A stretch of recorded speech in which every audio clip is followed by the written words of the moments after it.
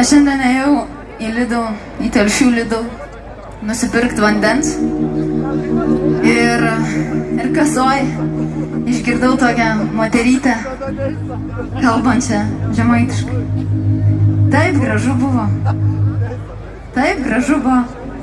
Labai keistas jausmas, nes atrodo nuo Vilniaus nutolsi kelius šimtus kilometrų ir atrodo, kad esi kažkur užsienį. Klausykit, turiu klausimą tikriems žemaičiams.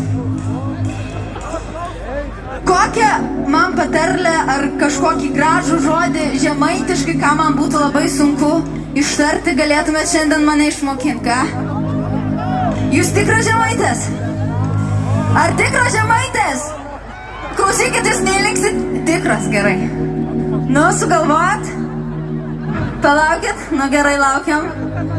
Sako mergina, aš žinau. Mergaitė, kuo tu vardu?